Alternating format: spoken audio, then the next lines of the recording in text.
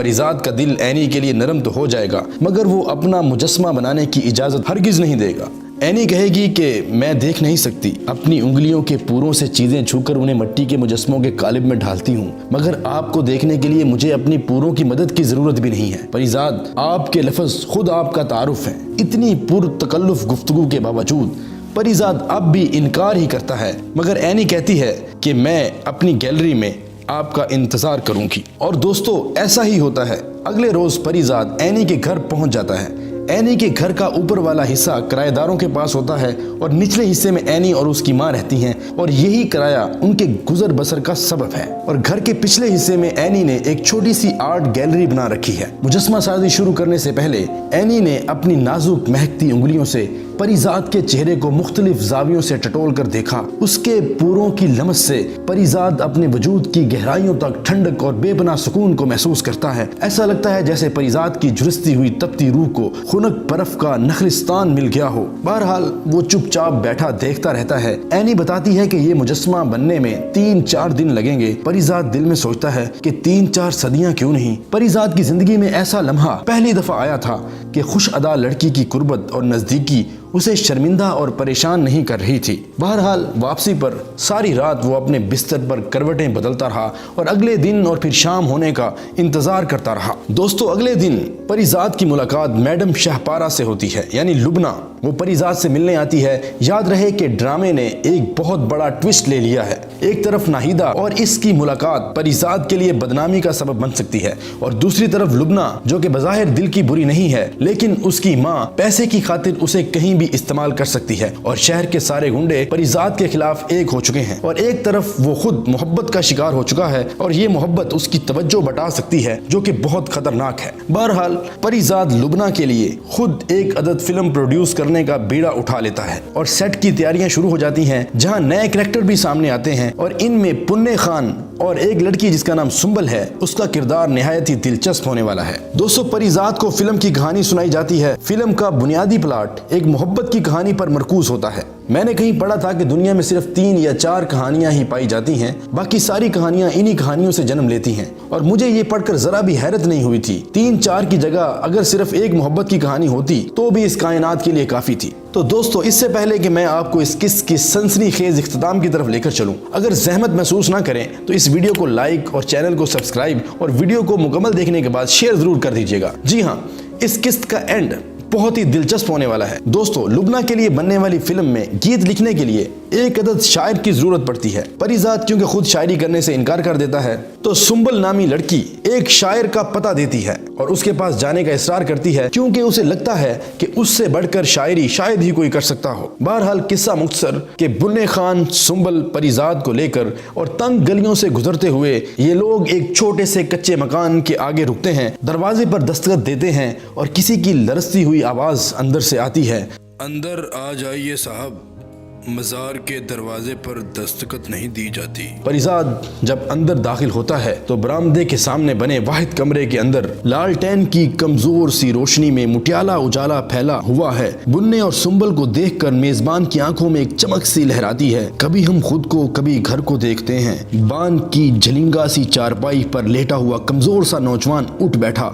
माफ कीजिएगा, कमरे में एक ही कुर्सी है, लिहाजा वो न जाने क्या क्या कह रहा था, मगर परिजाद की नजरें उसके चेहरे पर चिपक कर रह गईं। वो भी परिजाद की चुभती नजरें महसूस करके उसी की तरफ मुतवज्जे हो गया, और फिर उसकी हालत कुछ अजीब सी हो गई और वो बेताबी से खड़ा हुआ और लपक कर परिजाद को शाने से पकड़कर सरसराती आवाज में बोला, परिजाद, ये तुम हो ना? परिजाद की आंखों में आंसू आने लगते हैं। क्यों ये चेहरा देखकर भी नहीं पहचाना? क्या सिर्फ लिबास और हुलिया बदला है मेरा? मुकद्दर वही है, फिर रहा हूँ दर बदर नासाज। वो रोते हुए परिजाद से लिपट गया। कहाँ चला गया था यार? अपने दोस्त को भी भुला दिया। बुन्ने खान और सुंबल हैरत ज़दा और परेशान दोनों को गले मिलकर रोते हुए देखते हैं। हाँ, वो नासाज ही था, परिजाद के कॉलेज के दौर का वाहिद दोस्त, जिसने उसके अंदर छुपी हुई शायरी की चिंगारी को हवा देकर शोले में तब्दील कर दिया था। سنبل ہچکچاتے ہوئے ناساز سے کہتی ہے کہ آپ انہیں جانتے ہیں، یہی فلم کے پروڈیوسر ہیں پریزاد، اور میں نے انہی کی فلم کے لیے نغمہ نگاری کے لیے آپ کو کہا تھا۔ ناساز حیرت سے پریزاد کو ٹٹول کر دیکھتا ہے۔ یہ کیا انقلاب ہے پیارے، سب فتح کر لیا کیا؟ میرے شاہ سوار، تو واقعی فاتح نکلا۔ پریزاد مسکرا کر اس کی طرف دیکھتا ہے اور کہتا ہے کہ نہیں، اب بھی ہار رہا ہوں، بس سونا چاندی جمع ہوتا جا رہا ہے، زیادہ راہ کے طور پر دل اتنا ہی ویران اور ناکارہ ہے اب تک۔ اس پر ناساز زور سے ہنستا ہے اور کہتا ہے کہ یہ نہ تھی ہماری قسمت کہ وصال یار ہوتا۔ بنے خان اور سنبل دونوں کو مصروف دیکھ کر گھر میں چائے وغیرہ کا انتظام کرنے چلے جاتے ہیں۔ ناساز کے گھر کی حالت دیکھتے ہوئے یہ اندازہ لگانا مشکل نہیں تھا کہ اس کے پاس شاید چائے کے پورے برتن بھی نہ ہوں۔ وہ پہلے سے بہت کمزور اور لاغر لگ رہا تھا۔ وہ غور سے پریزاد کی داستان سنتا رہا۔ اس کے آس پاس دواؤں کا ایک انبار سا لگا ہوا تھا۔ دوستو، اس ڈرامے کے اینڈ کی خاص بات یہ ہے کہ پریزاد اور ناساز کے درمیان زبردست ڈائیلاگز کا تبادلہ ہوگا، جو کہ آپ انہی کی زبانی سنیں گے تو آپ کو مزہ آئے گا۔ تو دوستو، اینی نے پریزاد کا سکیچر بنانا شروع کر دیا ہے۔ لبنہ کے لیے بننے والی فلم کا سیٹ بھی مکمل ہو چکا ہے۔ فلم کے گیت لکھنے کے لیے شاعر کی تلاش تھی۔ سنبل جس شاعر کا پتہ دیتی ہے وہ پریزاد کا کالج کا واحد دوست ناساز ہوتا ہے۔ ناساز کینسر کے مرض میں مبتلا ہے۔ پریزاد اس کے علاج کی تگودو شروع کر دیتا ہے، حتیٰ کہ اگلے روز جب وہ سکیچر بنوانے کے لیے اینی کے ہاں جاتا ہے تب بھی اس کا دماغ اور دل ناساز کی فکر میں لگا رہتا ہے۔ ادھر پریزاد کا سکیچر مکمل ہو جاتا ہے، جسے دیکھ کر پریزاد حیران رہ جاتا ہے۔ اینی پوچھتی ہے کہ سکیچر کیسا بنا ہے۔ پریزاد کہتا ہے، تم نے دنیا کا سب سے خوبصورت چہرہ تراشا ہے، مگر میں ایسا نہیں ہوں پیاری لڑکی، میں تو وہ ہوں جسے دیکھ کر آئینے بھی آنکھیں پھیر لیتے ہیں۔ سرسراتی ہوائیں گھبرا کر تھم جاتی ہیں، سورج مدھم پڑ جاتا ہے اور چاند کی چاندنی تپتی کرنیں برسانے لگتی ہیں۔ وہ تڑپ کر پریزاد کے قریب آتی ہے۔ ایسا کیوں کہتے ہیں آپ؟ میری انگلیوں کی پوریں کبھی جھوٹ نہیں بولتی، یہ میرے من کی تصویریں مٹی کے قالب میں ڈھالتی ہیں۔ سچ بتائیں کہ اس چہرے کے خد و خال آپ کے چہرے جیسے ہیں یا نہیں؟ پریزاد کی آواز بھر آتی ہے۔ ہاں، خد و خال، نقوش، آنکھیں سب میرے چہرے سے مشابہ ہیں، مگر جو نور، جو وجاہت تمہاری پاکیزہ انگلیوں کی کاریگری نے اس مجسمے میں منتقل کر دیا ہے، میرے پاس ایسی کوئی روشنی نہیں ہے۔ اینی پریزاد کو غمگین محسوس کرتی ہے اور اس کے غمگین ہونے کا سبب پوچھتی ہے، جس پر وہ اسے اپنے دوست ناساز کی بیماری کے متعلق بتاتا ہے۔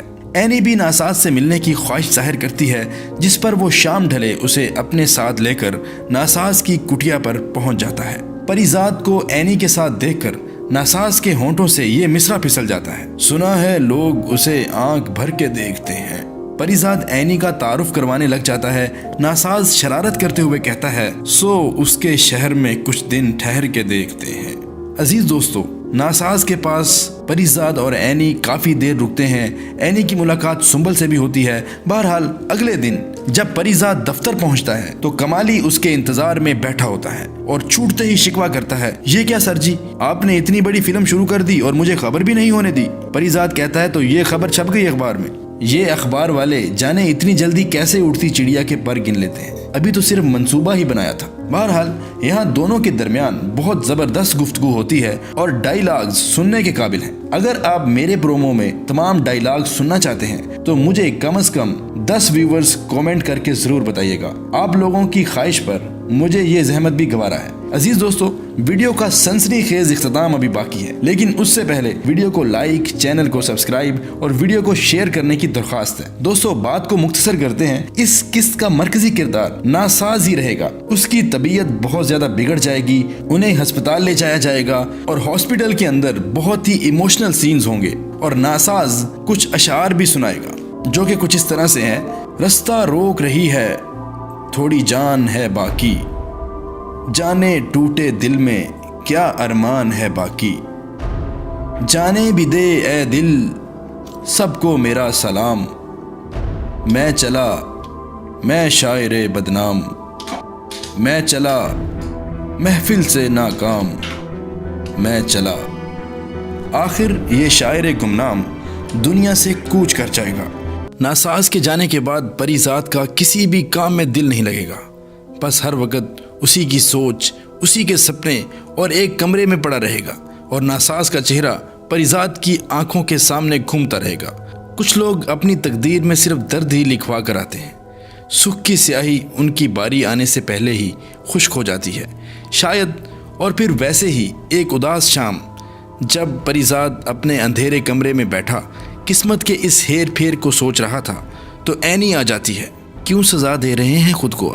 ہم میں سے کوئی بھی ناساز کے لیے کچھ نہیں کر سکتا تھا، اس کا جانا طے تھا، سو وہ چلا گیا، مگر ہم سب ابھی یہی ہیں، ہماری خاطر ہی صحیح مگر خود کو سنبھالیں۔ پریزاد اپنی نم آنکھیں رگڑتا ہے اور کہتا ہے اگر سب کا جانا طے ہی ہے تو پھر ہم سب ایک ساتھ ہی کیوں نہیں چلے جاتے؟ یہ باریاں کیوں لگا دی گئی ہیں؟ اینی پریزاد کے قریب بیٹھ جاتی ہے۔ باریاں اس لیے لگائی گئی ہیں کہ ہم جانے والوں کے بعد ان کے اپنوں کا دھیان رکھیں۔ آپ شاید بھول رہے ہیں، سنبل اور استاد بننے خان کی ذمہ داری آپ پر ڈال کے گیا ہے آپ کا دوست۔ کیا انہیں یوں ہی تنہا چھوڑ دیں گے آپ پریزاد؟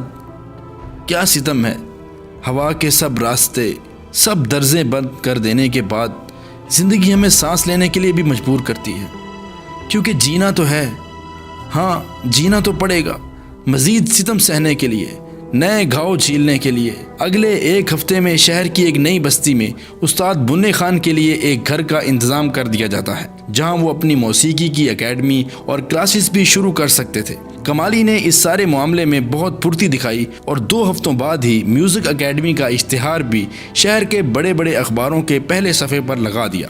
پریزاد کو یقین تھا کہ اب ان باپ بیٹی کو اپنی گزر بسر کے لیے کسی کے آگے سوال کرنے کی ضرورت پیش نہیں آئے گی۔ پریزاد اس عرصے میں خود سے خود کی ملاقات بہت کم کر پایا تھا، مگر جیسے ہی زندگی میں کچھ ٹھہراؤ آیا تو پریزاد نے جانے کتنے دن بعد آئینہ دیکھا تو اسے ایک دم ہی ڈاکٹر پال کی یاد آ گئی۔ اس نے اپنی ای میل کھولی تو ڈاکٹر پال کی 3 میلز آ چکی تھیں جس میں اس نے پریزاد کے کرائے گئے طبی تجزیوں کے بارے میں پوچھا تھا۔ پریزاد اگلی ہی صبح ہی رپورٹ لے کر اسے ای میل کر دیتا ہے۔ کمالی ایک عرصے میں فلم یونٹ سے مسلسل رابطے میں تھا اور وہ پریزاد کو وقتاً فوقتاً پیش رفت سے آگاہ کرتا رہتا ہے۔ کینیڈا میں فلم بندی کے انتظامات بھی مکمل کر چکا ہوتا ہے۔ اس طرح پریزاد نے سوچ لیا تھا کہ کینیڈا روانگی سے پہلے ہی اینی سے اپنے دل کی بات کہہ ڈالے گا۔ پریزاد سوچتا ہے کہ میں اسے کہہ دوں گا کہ اب اس زندگی کے تپتے صحرا میں تنہا چلتے چلتے میرے پاؤں اتنے آبلا پا ہو چکے ہیں کہ خود میرے قدموں کے چھالے مجھے دہائی دیتے ہیں کہ انہیں اب کسی ہم سفر کے ساتھ کی چھاؤں درکار ہے۔ میں اس سے پوچھوں گا، پریزاد سوچتا رہا کہ میں اس سے پوچھوں گا کہ کیا وہ میری عمر بھر کی ہم سفر بننا قبول کرے گی؟ کیا وہ مجھے اس اعزاز کے قابل سمجھتی ہے؟ کیا وہ میری تمام زندگی کی محرومیاں ختم کر کے مجھے اپنا بنا سکتی ہے؟ پریزاد راستے میں گاڑی رکوا کر پھول والے سے اینی کے لیے ایک گلدستہ بنوانے کا سوچتا ہے، لیکن بہت دیر تک وہاں کھڑا پھولوں کا انتخاب کرتا رہتا ہے۔ دنیا کے سارے پھول پنکھڑیوں سے جڑ کر بنتے ہیں، مگر جب خود کسی پنکھڑی جیسی کو گلاب پیش کرنا ہو تو کوئی چناؤ کیسے کرے؟ ہر پھول اس کے سامنے ہیچ لگتا ہے، ہر رنگ اس کے آگے پھیکا پڑ جاتا ہے۔ مجبوراً پریزاد کو کچھ پھیکے رنگوں والے کم صورت گلابوں پر ہی اکتفا کرنا پڑا۔ مد مقابل جب گلاب تر ہو تو پھولوں کو بھی ہار ماننا ہی پڑتی ہے۔ پریزاد بہت دیر اس کے گھر کے دروازے پر کھڑے رہ کر اپنی الجھتی سانسیں درست کرتا رہا۔ ایسا لگ رہا تھا جیسے حسن کی عدالت میں یہ اس کی پہلی پیشی ہو۔ دوسری گھنٹی کے جواب میں اندر سے قدموں کی آہٹ ابھری اور پریزاد سنبھل کر کھڑا ہو گیا۔ گلدستے پر پریزاد کی گرفت سخت ہو گئی اور پھر دروازہ کھلا تو پریزاد کا ہاتھ ہوا میں ہی بلند رہ گیا۔ اندر سے نکلنے والا نوجوان پریزاد کے لیے بالکل ہی اجنبی تھا۔ جی فرمائیے، کس سے ملنا ہے آپ کو؟ پریزاد اسے دیکھتا رہ گیا۔ لمبا قد، کھلتی رنگت، بکھرے بکھرے سے بال، گہری سیاہ آنکھوں میں عجیب سی کشش آمیز چمک، وہ مردانہ وجاہت کا پیکر تھا۔ خوب روح، با اعتماد اور مغرور سا وہ لڑکا پریزاد کو حیرت سے دیکھ رہا تھا۔ پریزاد گلدستے والا ہاتھ میکانیکی طور پر خود بخود پیچھے چھپا کر گڑبڑا کر اس سے پوچھتا ہے، تم کون ہو؟ وہ لڑکا ہنس پڑا، لو وہ بھی ہم سے پوچھتے ہیں کہ میر کون ہے؟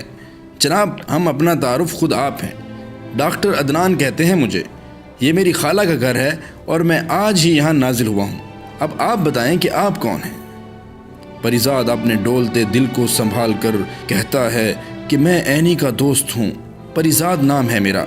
عدنان نے غور سے پریزاد کو دیکھا اور پہلے لفظ کو کافی لمبا کرتا ہوا بولا، اچھا تو آپ ہیں Parizaad, great great great great. سر کھا لیا ہے اس پاگل لڑکی نے صبح سے میرا آپ کا ذکر کر کر کے۔ سچ بتاؤں تو میں آپ سے جیلس ہو رہا تھا۔ پریزاد نے گھبرا کر اس کی طرف دیکھا، وہ زور سے ہنس پڑا۔ برا مت مانیے گا، مذاق کی عادت ہے میری۔ اندر آئے نا، باہر کیوں کھڑے ہیں؟ خالہ اور اینی اندر ہی ہیں۔ پریزاد چپ چاپ اس کھرنڈرے سے لڑکے کے پیچھے اندر داخل ہو گیا۔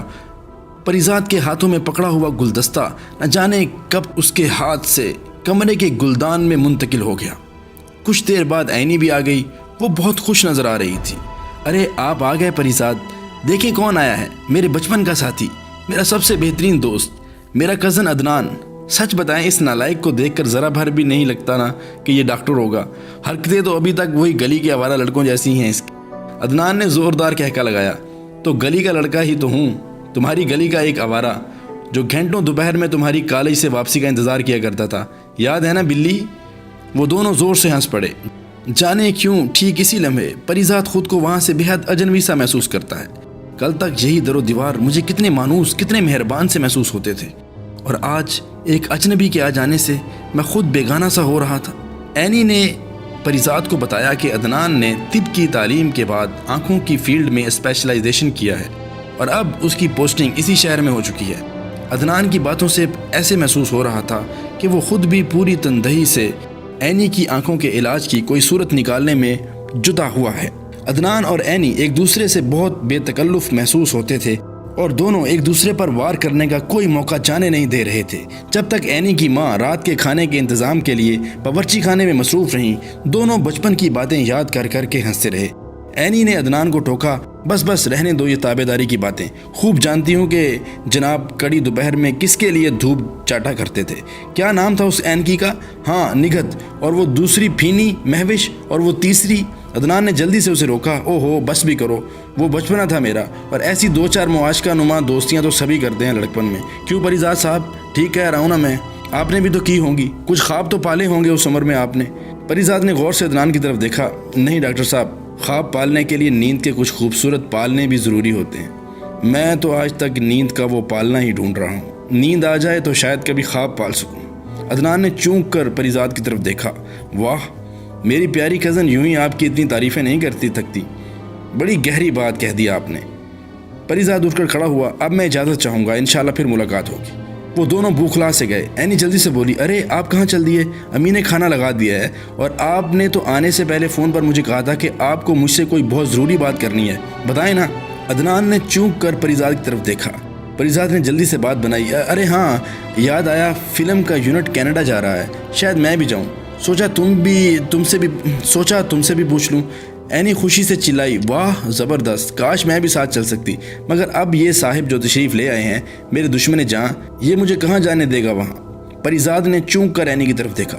کیوں؟ عدنان نے جلدی سے دخل دیا۔ پریزاد صاحب، آپ بھی سمجھائیں اس لڑکی کو، میں نے امریکہ کے بہت بڑے طبی ادارے سے اینی کی آنکھوں کے میچنگ لینس کی بات کی ہے، وہ لوگ 90% پر امید ہیں کہ وہ یہ آپریشن کر سکتے ہیں، اور انہیں مشابہت والا کرینہ بھی مل جائے گا، کیونکہ آج کل باہر کے ملکوں میں سزائے موت کے قیدی یا بستر مرگ پر پڑے ہوئے مریض عموماً اپنے اعضاء مرتے وقت دان کر جاتے ہیں، یا اپنی بیوی بچوں کی آئندہ کفالت کے لیے بھاری رقم کے عوض بیچ دیتے ہیں۔ میں نے اینی کے میچنگ لینس کے لیے ایسے کئی اداروں میں رجسٹریشن کروا رکھی ہے، اور وہ لوگ کرینہ ملتے ہی ہمیں اطلاع کر دیں گے۔ میں نہیں چاہتا کہ ایسے وقت میں اینی کے غیر موجودگی کی وجہ سے ہمیں دیر ہو جائے۔ اینی نے حتمی لہجے میں کہا، خواب دیکھنا چھوڑو my dear cousin doctor Adnan, پہلے تو یہاں سے امریکہ جانے کے لیے ہی لاکھوں روپے چاہیے ہوں گے، اور پھر ڈونیشن اور آپریشن کا خرچ الگ، کہاں سے آئیں گے اتنے روپے؟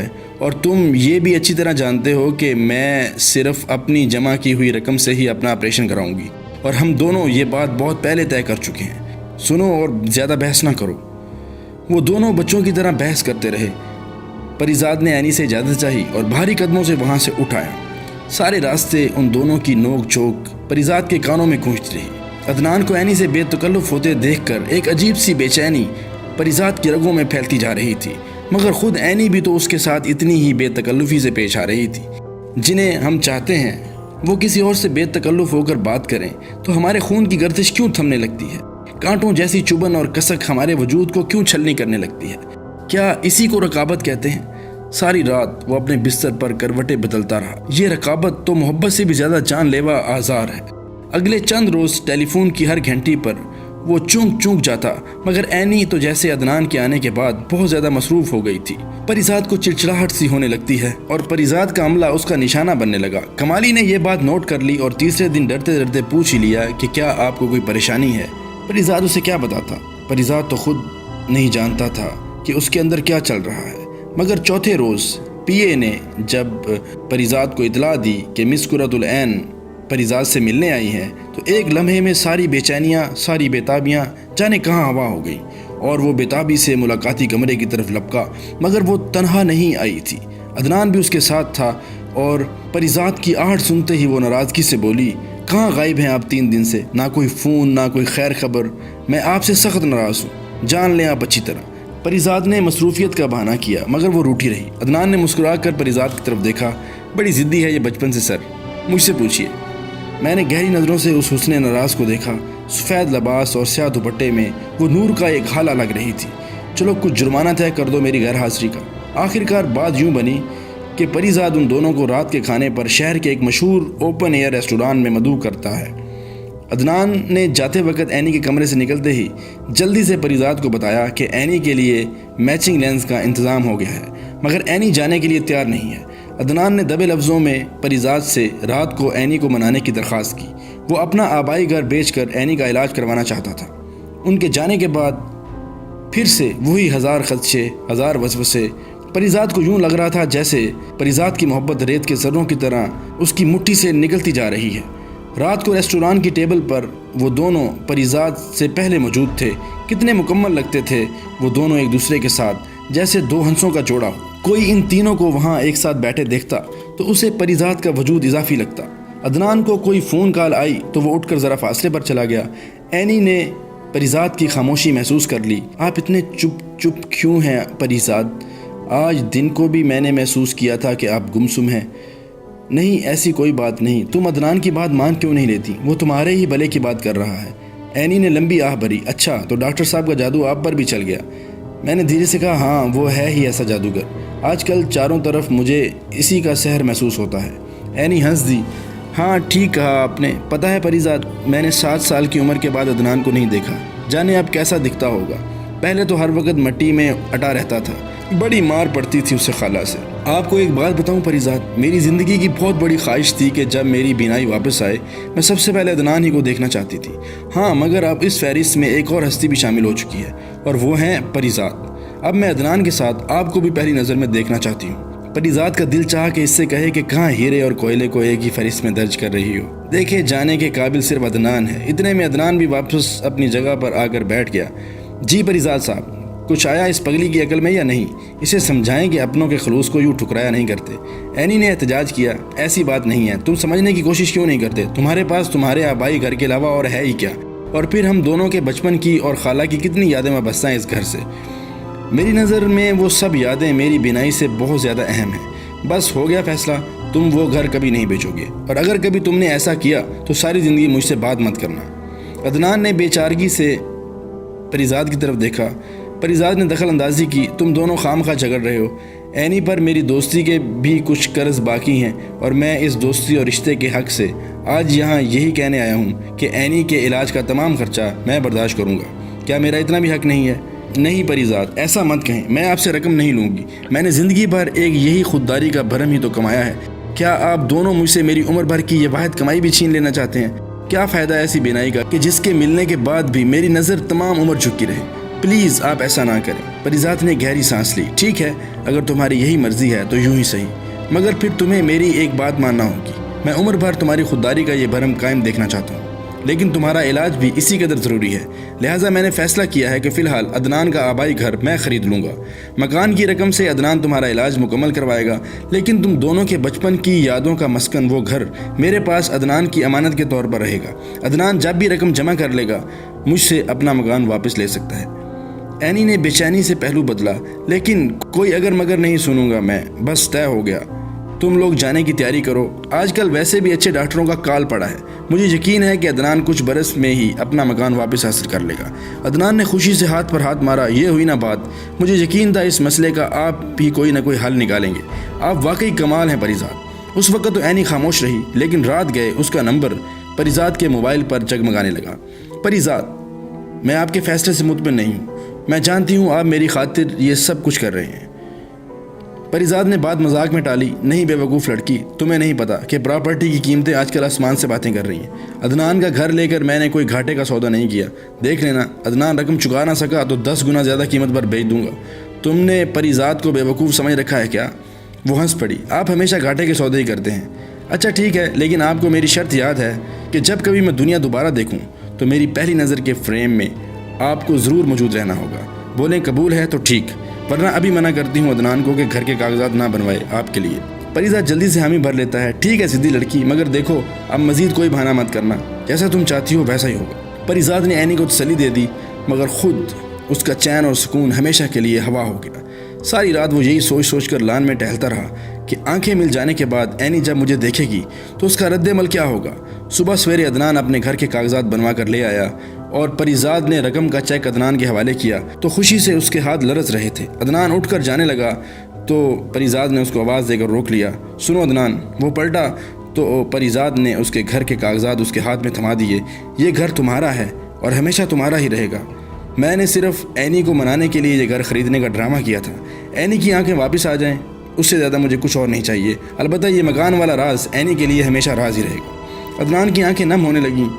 پریزاد، آپ سے وعدہ کرتا ہوں کہ میں دن رات محنت کر کے آپ کی ایک ایک پائی واپس کر دوں گا، یقین جانیے یہ رقم مجھ پر ہمیشہ قرض رہے گی۔ پریزاد اس کے کاندھے پر ہاتھ رکھتا ہے اور کہتا ہے، ہمارا بھی اس لڑکی پر کچھ حق ہے ڈاکٹر صاحب، کچھ قرض ہم پر بھی واجب ہیں ابھی۔ عدنان جاتے جاتے ایک بار پھر پلٹا، آپ کو میں ہر لمحے کی خبر دیتا رہوں گا، ہم اگلے ہفتے ہی یہاں سے روانہ ہو جائیں گے، مگر اینی کی آنکھوں کی پٹی کھولنے سے پہلے آپ کو بھی امریکہ پہنچنا ہوگا، ورنہ وہ ضدی لڑکی آپریشن ہی نہیں کروائے گی، بہت مان دیتی ہے وہ آپ کو، اس نے آپریشن کے لیے ہاں بھی صرف آپ کے کہنے پر ہی کی ہے۔ پریزاد نے عدنان کی آنکھوں میں تارے سے جگمگاتے دیکھے اور یہ ستارے اسے ہر بار اس کی آنکھوں میں تب دکھائی دیتے تھے جب وہ اینی کا ذکر کرتا تھا۔ آپ جانتے ہیں پریزاد، میں نے فیصلہ کیا ہے کہ جس دن اینی پہلی بار یہ رنگین دنیا دیکھے گی اسی دن میں اسے شادی کے لیے پرپوز کر دوں گا، جانے کب سے اس دن کا انتظار کر رہا ہوں۔ پریزاد کے سر پر جیسے عمارت دھڑام سے گر گئی ہو، اس نے گھبرا کر اسے دیکھا، کیا میرا مطلب ہے کیا اینی کو بھی اس بات کی خبر ہے؟ عدنان نے خوابوں کی بستی سے جواب دیا، ہاں وہ بھی جانتی ہے کہ میں ہمیشہ سے اسے اپنی ہم سفر بنانا چاہتا ہوں، مگر وہ یہ نہیں جانتی کہ میں کس دن یہ پرپوزل اس کے سامنے رکھوں گا۔ میری مرحومہ ماں اور میری خالہ کی بھی ہمیشہ سے یہی خواہش تھی، بس اب وہ دن بھی قریب ہے، چلتا ہوں، بہت سے کام ادھورے پڑے ہیں۔ عدنان پلٹ کر چلا جاتا ہے، مگر پریزاد کا سر چکرا جاتا ہے اور وہیں کرسی پر وہ ڈھیر ہو جاتا ہے۔ کچھ دیر میں کمالی کسی کام سے اندر آتا ہے تو یہیں پہ اس قسط کا اختتام ہو جاتا ہے۔